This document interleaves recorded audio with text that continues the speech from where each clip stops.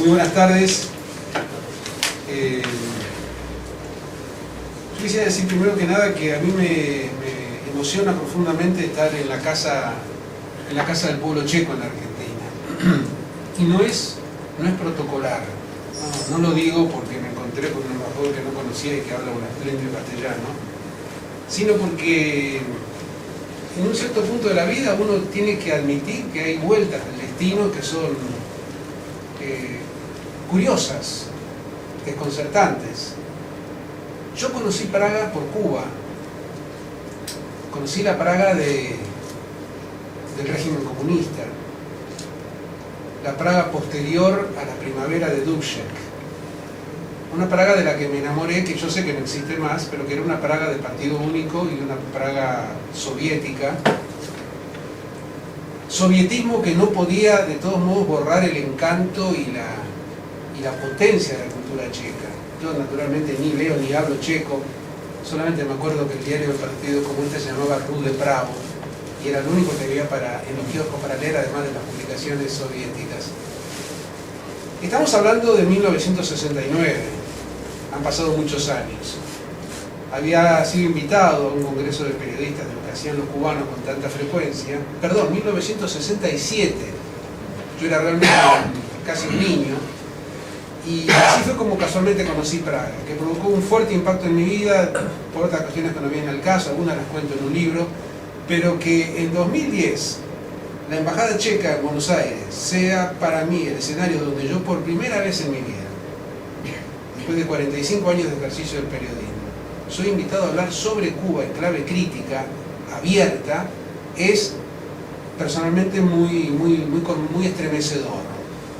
Yo creo que es cierto que la extorsión moral que la izquierda ha ejercido sobre las conciencias libres, acusándolos o acusándolas a todos y a todas aquellas que se manifestaban contra el totalitarismo comunista, ha sido tan fuerte y sigue siendo hoy tan fuerte, a casi 20 años de la caída del muro de Berlín, que lo que contaba recién Gabriel sobre lo que le pasó a Sebreni, lo que les ha pasado a todos, no me extraña. No me extraña. La semana pasada, por primera vez en mi vida, a los gritos, a 2 cuadras de acá, un individuo me gritaba agente de la CIA, a los gritos, a las 5 de la tarde.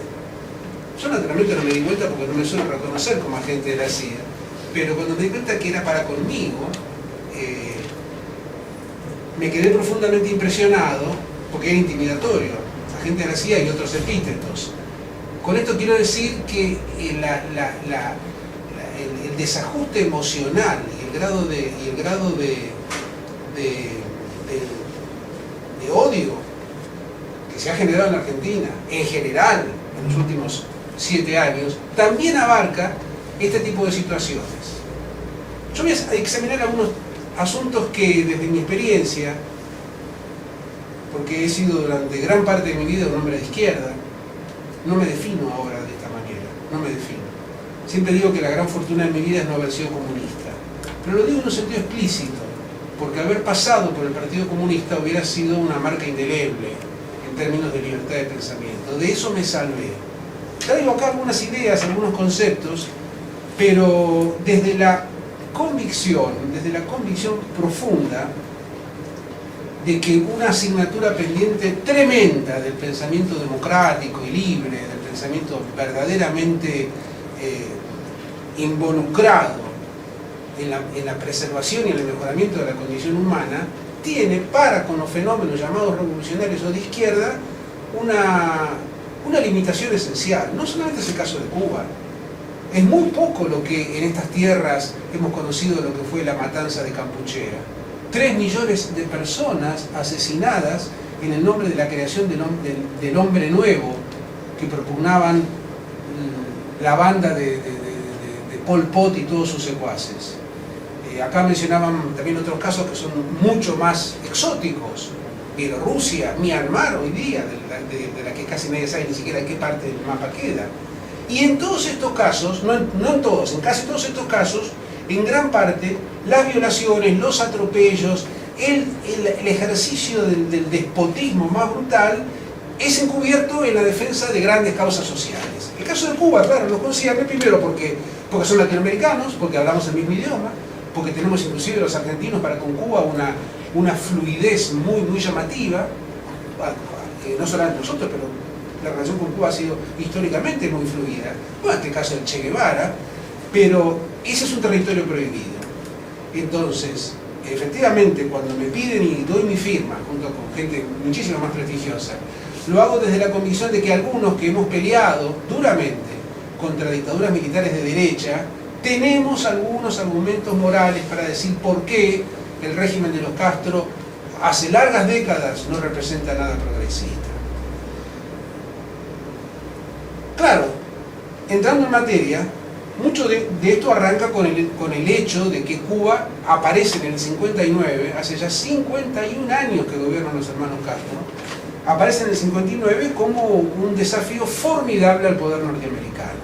Un poder norteamericano que en América Latina había hecho calamidades, que había invadido, que había ocupado territorios, que había anexado tierras, que había apoyado dictaduras corruptas. La propia dictadura cubana de Fulgencio Batista, si bien no se mantenía exclusivamente por el apoyo norteamericano, era posible, como las emblemáticas de los Somoza, los Trujillo y otras, por la presencia en Washington de un lobby muy fuerte que creía que la única manera de manejarse para con América Latina era a través de estos regímenes. El odio anti-norteamericano, yo personalmente nunca creo haberlo compartido, excepto cuando los vientos de la historia nos pusieron a todos, de alguna manera nos conminaron a imaginar que el mal eran los Estados Unidos, pero digo, era fácil comprender en América Central y en el Caribe, países como Nicaragua, países como Haití, como la propia Cuba, que efectivamente los Estados Unidos eran la expresión de todo lo que debía ser superado.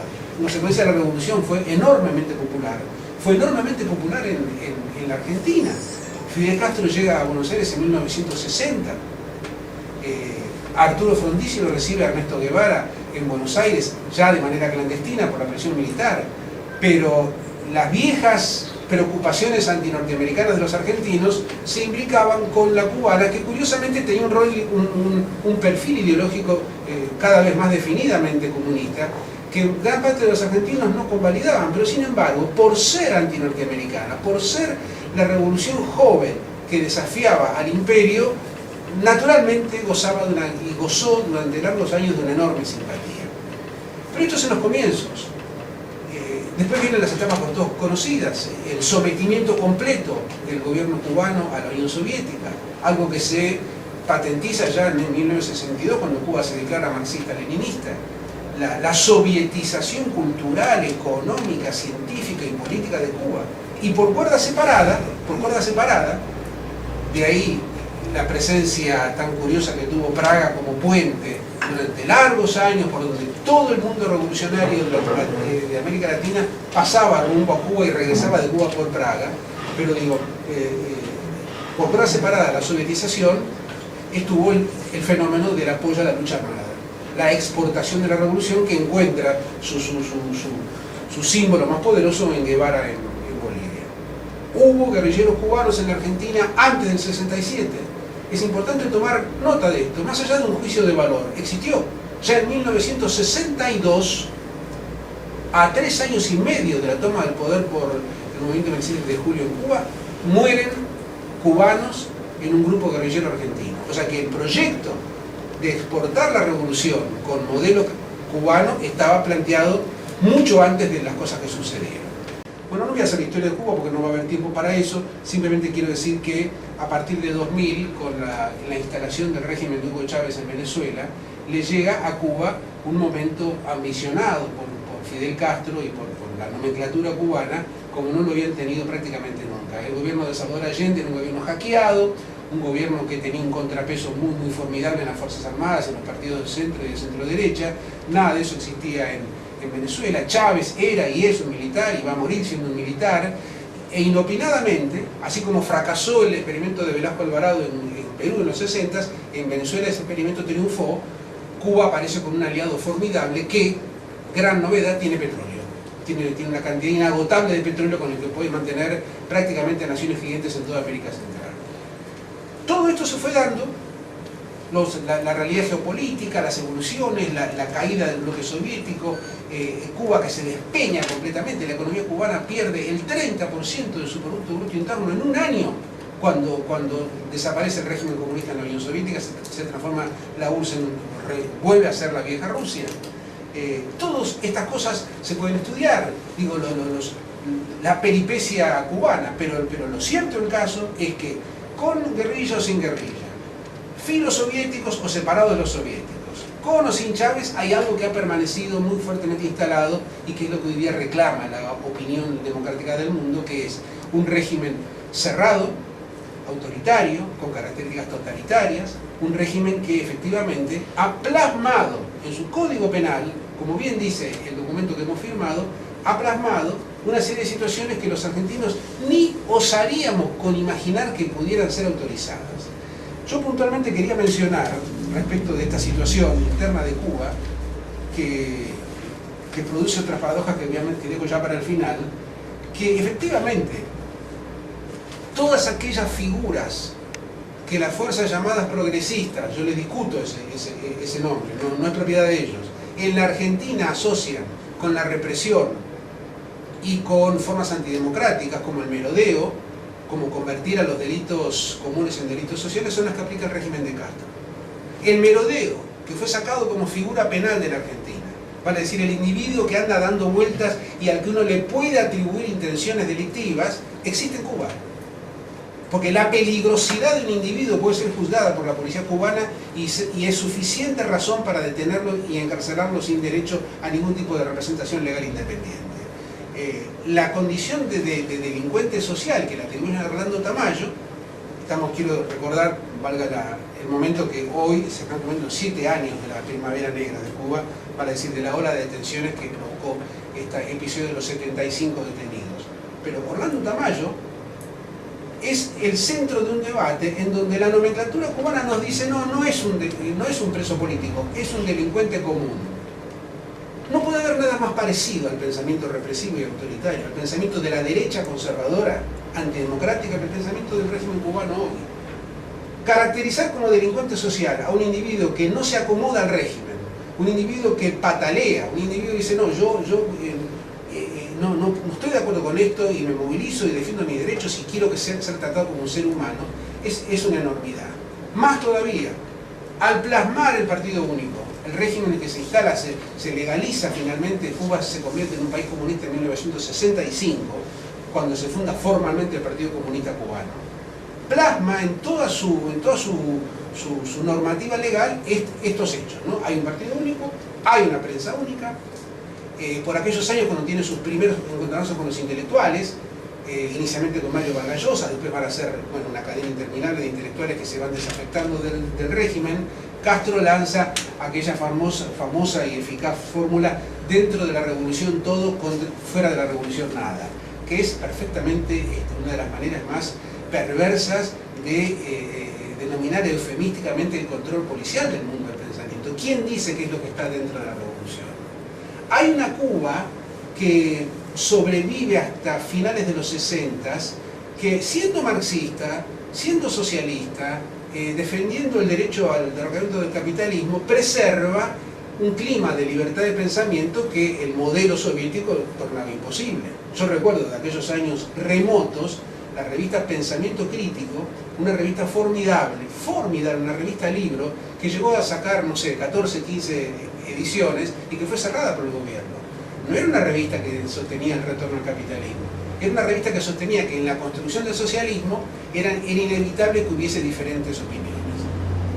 Todo esto apunta a que lo que a mi juicio es un escándalo contemporáneo es que así como cuando en la Argentina, y acá tenemos, yo me siento honrado que esté mi querida Graciela Fernández Mejide, porque a ver si van a decir de Graciela que ella no ha tenido coherencia en su vida en este tipo de asuntos.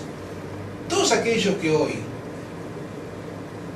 son reticentes y tienen miedo, por ahí dicen en privado, sí, la verdad que es horrible lo que está pasando, una persona que muere en una huelga de hambre, serían incapaces de aceptar el modelo cubano, ni la mitad del modelo cubano en la Argentina. Solamente pensemos en que en una sociedad desigual como la Argentina, caótica, desorganizada, con unos bolsones de pobreza que son escandalosos, por seguramente méritos de la sociedad civil argentina, tenemos medios de prensa, sabemos que no nos está esperando ningún patrullero en la puerta, hemos recuperado las libertades civiles. Esto no es un regalo de ningún gobierno, menos del actual, pero tenemos hoy una libertad que los muchachos dan por absolutamente normal en las universidades, en la blogosfera, en internet. Nadie se pregunta si tiene la posibilidad de... Vayan a pedir internet en Cuba, por ejemplo, o vayan a pedirlo en China. Es fantástico la tarea que tenemos por delante, si nos da el tiempo, para tratar de iluminar la conciencia de las personas que inclusive con las mejores intenciones se maravillan de los supuestos avances sociales de Cuba, ¿no? La famosa historia de la medicina, de las operaciones gratuitas, de la educación para todos, todo lo cual ciertamente debe ser decodificado en términos menos propagandísticos, a expensas de libertades que en la vida cotidiana en los países capitalistas están dispuestos a luchar para que existan. ¿Cómo les resultaría, por ejemplo, a las fuerzas políticas de la izquierda argentina, las diversas fuerzas políticas, que hubiese un partido único en la Argentina? Imagínense ustedes. O que el único diario fuera Granma. Y por la tarde, porque si no te gustan las sardinas, más sardinas, Juventud Rebelde. Porque aparte, en el exilio, en lo que a mí toca, en muchísimas oportunidades, tanto en Estados Unidos como en México, como en Venezuela, fueron 10 largos años, era fantástico toparse con la hipocresía de la intelectualidad de izquierda, que pasaba por Cuba y salía rápidamente expulsada de La Habana porque no podía vivir en Cuba. Yo no me quiero extender mucho, pero yo creo que el símbolo de esto que estoy diciendo lo da una anécdota que me tocó vivir a mí en persona. Yo la he contado por escrito, muy remota, porque en mi primer viaje a Cuba en el 67, a la primera mañana que me despierto en mi habitación de hotel en el Vedado, encuentro un pequeño librito, me acuerdo que era así como una libretita, debajo de la puerta de la habitación. La levanto y veo la sigla COR, C-O-R. Y cuando empiezo a abrir veo que son cables de agencia pegadas, France Press, ANSA, UPI, AP, Reuters, cables que hablaban de Cuba, y periodista al fin, me di cuenta rápidamente que son cables que no están en Granma. Hablaban de desembarcos de anticastristas, de atentados, bajo a tomar el desayuno, y le pregunto al tipo del servicio de inteligencia que nos custodiaba, ¿qué es esto, COR? Dice, no, COR es Comisión de Orientación Revolucionaria. Digo, sí, pero ¿qué es esto? Estas son las informaciones que no se dan en los diarios. Yo tenía 22 años. ¿Y por qué me la dan a mí? No, porque esto es para extranjeros y para el cuerpo diplomático. O sea, el Partido Comunista Cubano consideraba que la población no debía leer esos cables. Eran cables, no eran análisis ideológicos. Era la información que no podía llegar a los medios oficiales.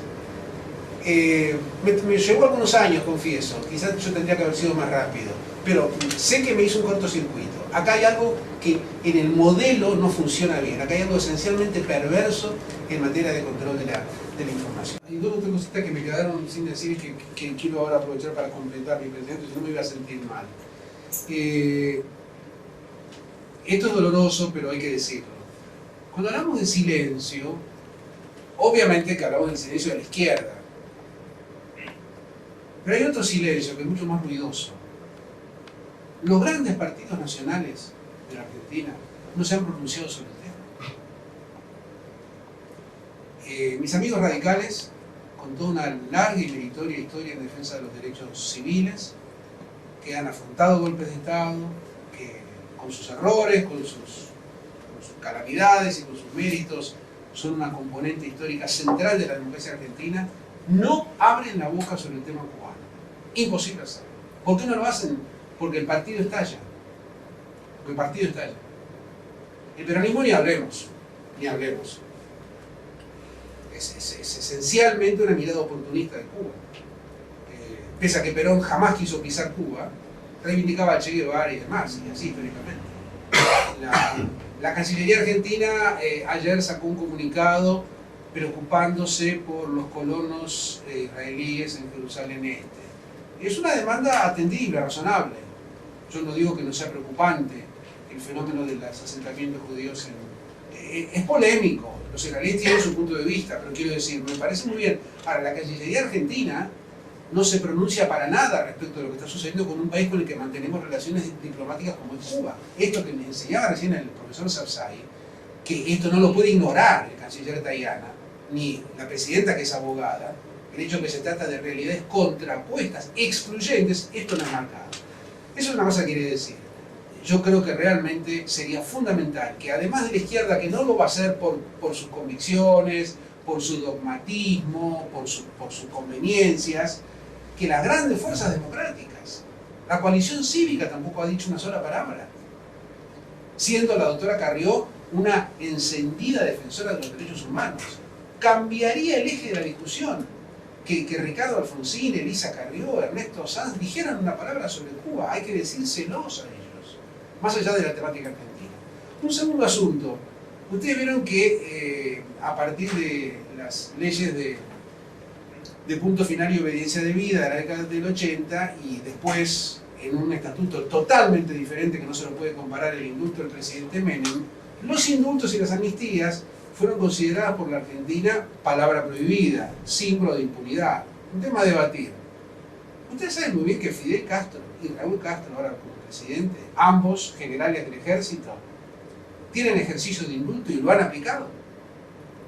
El aparato jurídico cubano que recién comentaba el doctor Sarsay es efectivamente ese. Sin embargo, es violado por ellos mismos cuando ellos quieren.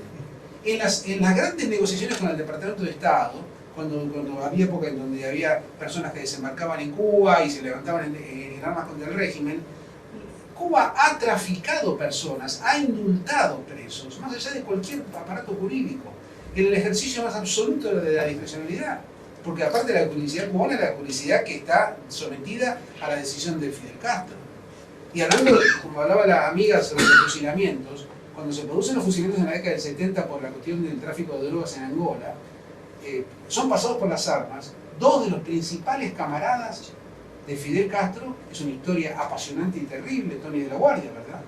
Y un grupo de oficiales de las Fuerzas Armadas Revolucionarias de Cuba que habían sido enviados a Angola y son fusilados. Y la palabra central la tiene Fidel Castro. Pena de muerte e indulto, que si son trasladados a países como la Argentina serían la quintesencia de la derecha represiva. Sin embargo, son tolerados en el nombre del socialismo. Bueno, no mencionemos que Irán y China son los dos países que tienen el récord, junto con Arabia Saudita, insuperable de pena de muerte aplicada. Son las naciones que hablamos de miles de personas por año. Bueno, yo quería decir esto porque me parecía sino que era un poco desequilibrado y reiterar que es especialmente escandaloso el silencio de los partidos democráticos. De la izquierda ya no me asombra. Yo no voy a esperar que el Partido Comunista Argentino o los grupos trotskistas condenen la falta de libertad en Cuba, pero que el radicalismo, el justicialismo, la coalición cívica y el Partido Socialista no lo hagan. Es más, me animaría a decir que ni siquiera el partido de Macri, se expidió públicamente sobre Cuba, por miedo. En resumidas cuentas, que hoy, ante la situación que vuelve a patentizarse en Cuba, y es cierto que se va a olvidar rápidamente, a menos que tengamos la desgracia de otra persona que muera, que esperemos que no suceda, cualquier guerra, cualquier matanza, en realidad sucede todo el tiempo. La semana pasada mataron 500 personas en Nigeria, duró un día en los diarios. 500 personas a machete fueron degolladas. Duró, y esto lo planteé yo en mi televisión, en radio, pero duró 2 días. Así que lo de Orlando Tamayo lamentablemente va a desaparecer pronto. Pero yo creo que hay una tarea y me complace mucho poder aportar lo poco que yo pueda aportar, que es que me siento honrado, que me siento una persona que no puede ser acusada de ninguna indecencia, que toda mi vida he pensado que la realidad era transformable, que muy a menudo, básicamente la realidad que de mi país no me gustaba, como no me sigue gustando, para decir que la idea de la transformación social nunca me fue ajena, nunca fui un conservador del statu quo. Conviví con generaciones que pensaban que esto se transformaba con la violencia.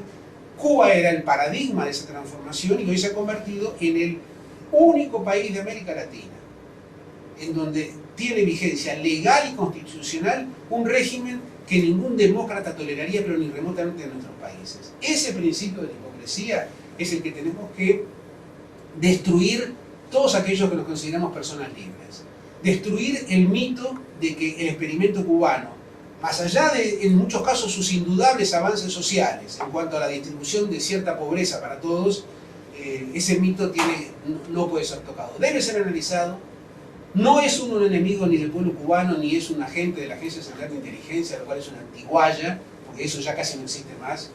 Debe ser denunciado, debe ser revelado, y debemos solicitar para la sociedad cubana los mismos derechos y las mismas garantías que nosotros en nuestros países, como nos ha enseñado el pueblo checo, hemos podido lograr, pese a que han pasado largos años de autoritarismo. Bueno, yo quería básicamente aportar estas ideas.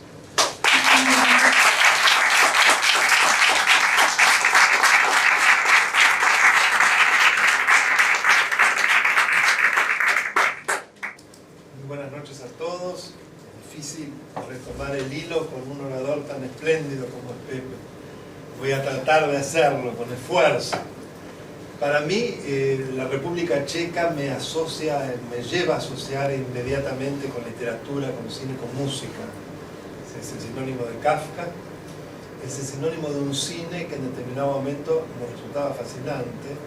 Recuerdo Los amores de una rubia, recuerdo Un día un gato, que realmente eran de una poesía y de una personalidad particular como expresión artística que no tenía par en esas épocas, uno esperaba el cine checo.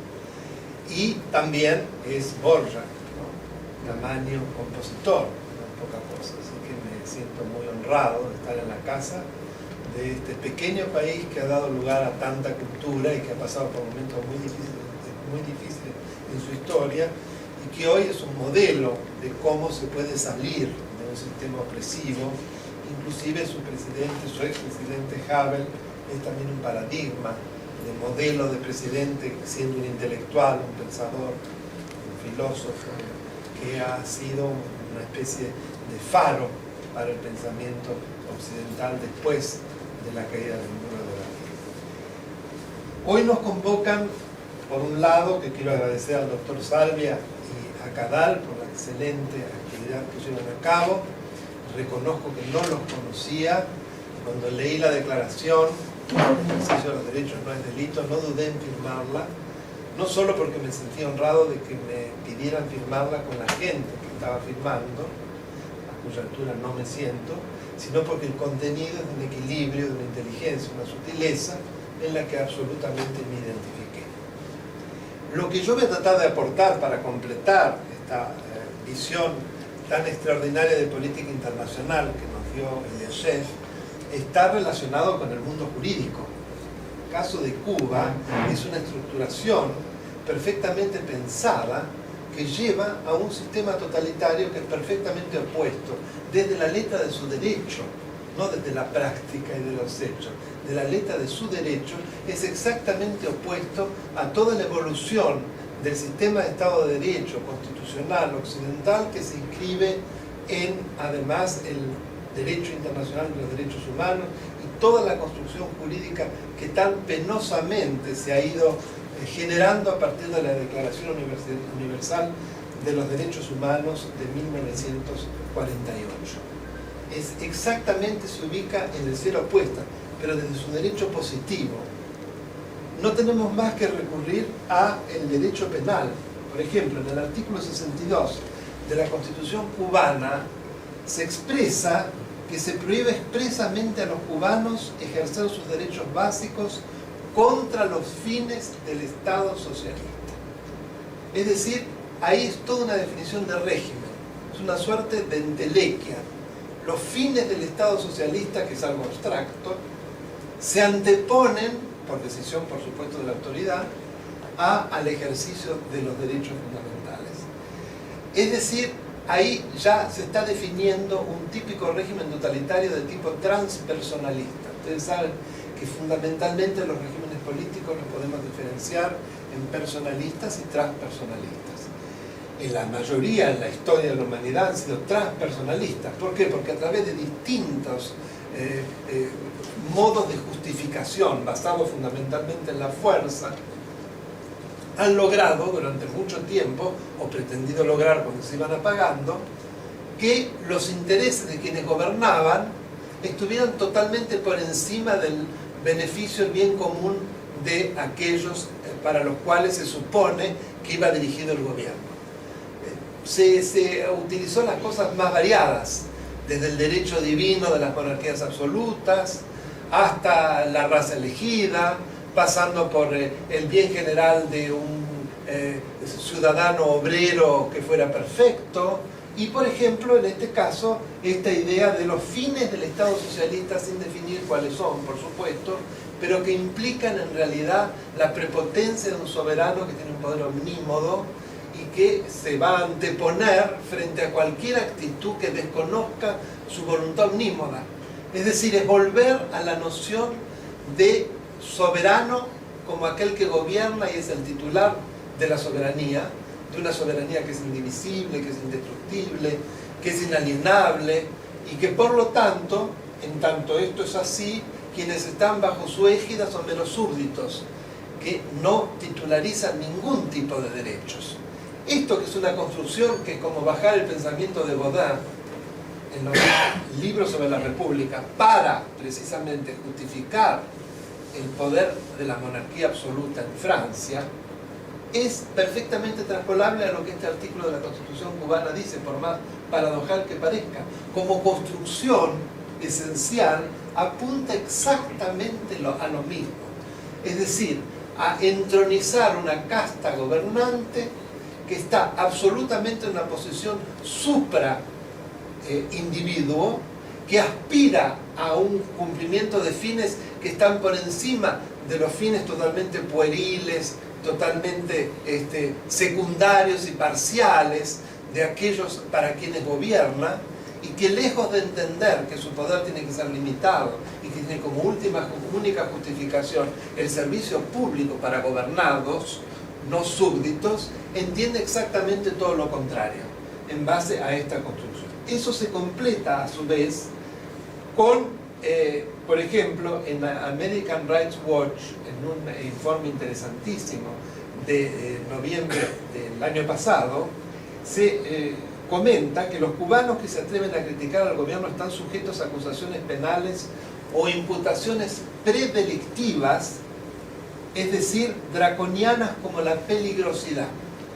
La noción de peligrosidad, que es la que avalaba la contravención de Merodeo, que en realidad nos está disparando hacia algo mucho más terrible, que es el denominado derecho penal de autor, y que tiene como su gran fundador el pensamiento de Lombroso, el autor del Uomo delincuente, que en un libro que es interesantísimo para leer porque escribía divinamente Lombroso, él describe inclusive físicamente ese uomo delincuente, que es una persona de orejas largas y puntiagudas, de nariz larga, de ojos sumamente abiertos y con cejas muy frondosas, etcétera, etcétera, con una frente que está muy poblada de pelos y que es muy estrecha, una especie de mico, que las personas que tienen esas características son delincuentes, sostiene Lombroso. Es decir, no hay posibilidad de escapar a la condena porque uno está predestinado a la condena.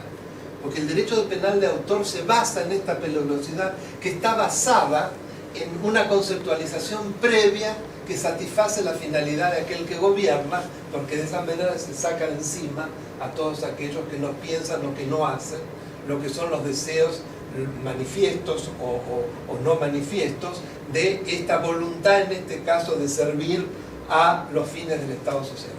Eso está absolutamente, no es algo que estamos glosando, es lo que dicen las normas, por eso es interesante verlo. Y toda esta construcción es absolutamente ajena a la evolución del derecho penal liberal.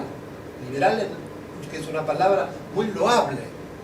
El liberalismo, y yo me reclamo liberal, siempre fui liberal en lo político, que es la fundamental del liberalismo, no en lo económico, en lo político, implica la construcción de un gobierno limitado, implica el reconocimiento de derechos fundamentales a las personas por su calidad de tales, que le pertenecen de la misma manera que su cabeza, su tronco y sus extremidades, e implica por lo tanto una evolución hacia un garantismo que va en ascenso y que se glorifique en la noción de dignidad humana, y que por lo tanto todo poder solo se concibe en la medida que satisface el interés general de esas personas para las cuales se gobierna. Porque precisamente el gran logro de toda esta construcción se basa en algo que parece muy simple, pero que fue revolucionario, producto del pensamiento del iluminismo, del enciclopedismo del siglo XVIII, y que implicó trasladar esa soberanía que estaba en la cabeza de una cabeza coronada a la cabeza del pueblo elector, que es el único que legitima el ejercicio del poder a través de su pronunciamiento por vía del sufragio universal.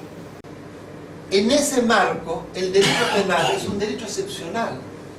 Es un derecho que se basa en una construcción en donde solo acciones perfectamente tipificadas, la tipificación es la descripción exacta de aquello que es considerado delito, porque cuando no se da esa tipificación, que dice, por ejemplo, tan sencillo como al que matare, y luego la sanción que corresponde, es al que matare, no a alguien peligroso que incumple los fines, lo que contraría la voluntad del príncipe. Es al que le corresponde la sanción, pero en el marco de un juicio justo, donde tiene derecho a las garantías del debido proceso, con todo lo que eso implica, que tiene derecho a la defensa en ese juicio, que a su vez rige en toda circunstancia el principio de inocencia hasta tanto no se demuestre lo contrario.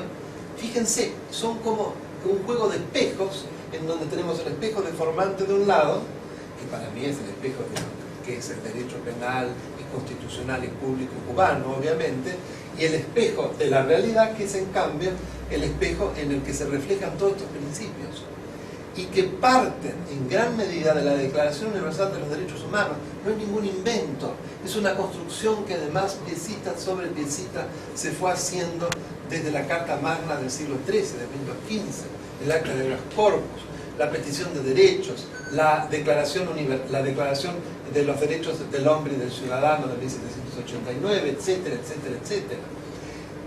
Y que por lo tanto es interesante tenerla muy presente. ¿Por qué digo esto? Porque la Declaración Universal de los Derechos del Hombre fue sancionada por la Asamblea de Naciones Unidas y es obligatoria para todos los países que forman parte de las Naciones Unidas, entre los cuales Cuba. Sería bueno refrescárselos a muchos otros países que ya se recordó, pero como estamos hablando de Cuba y encontramos, yo no quiero ser más pesado con muchas otras disposiciones que acá cité, pero están exactamente en el mismo tono, pero es muy interesante volver a esta declaración que es maravillosa. Fíjense lo que dice el preámbulo: considerando que la libertad, la justicia y la paz en el mundo tienen por base el reconocimiento de la dignidad intrínseca y de los derechos iguales e inalienables de todos los miembros de la familia humana. En dos frases es algo tan lleno de contenido, de valores, de objetivos, de respeto por lo que es la especificidad de la persona humana, su pluralidad, su diferencia. Considerando que el desconocimiento y el menosprecio de los derechos humanos, el artículo 62 de la Constitución cubana, ¿no?, asterisco, han originado actos de barbarie ultrajantes para la conciencia de la humanidad, artículo 62 de la Constitución cubana, y que se ha proclamado como la aspiración más elevada del hombre, el advenimiento de un mundo en que los seres humanos, liberados del temor y de la miseria, disfruten de la libertad de palabra y de la libertad de creencias. Considerando esencial que los derechos humanos sean protegidos por un régimen de derecho. El régimen de derecho quiere decir que todas las acciones punibles deben estar previstas en leyes anteriores a que se cometa ese hecho que está descrito y tipificado en una ley que se llama Código Penal, que así lo efectúa. No basado en leyes penales abiertas que se basan en la peligrosidad del individuo, en las orejas largas, o si no se cumple con las finalidades supuestas de un Estado socialista al que se llega por la perfección, y que todos los intereses personales deben estar supeditados.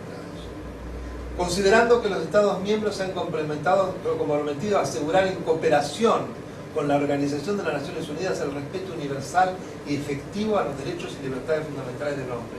Fíjense, acá hay un compromiso de todos los Estados, además, a cumplir y hacer cumplir todo esto. Esto nunca se dice. ¿Por qué inclusive se sienta un representante de Cuba y de otros países de la misma laya en la Comisión de Derechos Humanos de Naciones Unidas? es realmente una cosa rayana en la esquizofrenia, perdonen que hable con tanta franqueza, pero me genera un fastidio fenomenal. ¿En nombre de qué progresismo estamos hablando si permitimos y nos sentamos en el Comité de Derechos Humanos de las Naciones Unidas a alguien que en su derecho positivo, solo este artículo, tiene como esencia el desmentir todo lo que en construcción de derechos humanos, como filosofía y como texto, ha generado la razón de ser de Naciones Unidas, y que además impone la obligación de todos esos países a generar la defensa de los mismos. Y uno se sienta al lado y seguramente irán a comer, y todo. Son los que además condenan a otros que supuestamente incumplen eso. Fíjense, les voy a leer 2 o 3 artículos, porque es interesante recordarlo, porque esto es realmente uno de los capitales más extraordinarios, a mi modo de ver, como creación de la civilización humana democrática. Todos los seres humanos nacen libres e iguales, en dignidad y derechos. Fíjense, en dignidad y derechos. Y dotados como están de razón y conciencia, deben comportarse fraternalmente los unos con los otros. ¿Ustedes vieron las fotos de hoy sobre cómo se reprimió la manifestación de las damas de blanco? ¿Cómo se cumple en Cuba el artículo 1? ¿Cómo es fraternal las señoras cubanas? ¿Cómo se trata? Artículo 2. Toda persona tiene todos los derechos y libertades programadas en esta declaración sin distinción alguna de raza, color, sexo, idioma, religión, opinión política o de cualquier otra índole, origen nacional o social, posición económica, nacimiento o cualquier otra condición. Sin embargo, en Cuba, otro de los motivos por los cuales se pena a las personas es por ser personas consideradas como elementos antisociales, o porque están desempleadas, o porque no admiten trabajar para el Estado y van presas. Otra maravilla es derecho positivo de Cuba. No es una cosa que uno está difamando o interpretando, es hacer la glosa pura del derecho positivo cubano. Voy a leer algunos más porque no los quiero aburrir. A mí me enamora esto porque es a lo que me dedico. Nadie será sometido a torturas ni a penas o tratos crueles, inhumanos o degradantes. Es muy interesante al respecto leer el informe que yo le cité de American Rights Watch de cómo son las condiciones carcelarias, en las cuales además a estos seres antisociales que tienen peligrosidad y que además nos sirven con los fines del Estado socialista se los someten. Son pequeñísimas, además la tortura es una práctica permanente de todo tipo, el aislamiento es algo permanente, la prohibición de tener toda defensa es algo permanente, los juicios son tan sumarísimos que citan varios casos con testigos y demás, en donde a veces es una cuestión de horas y ya van presos por muchísimos años por este tipo de acusaciones en blanco y sin ninguna posibilidad de defenderse.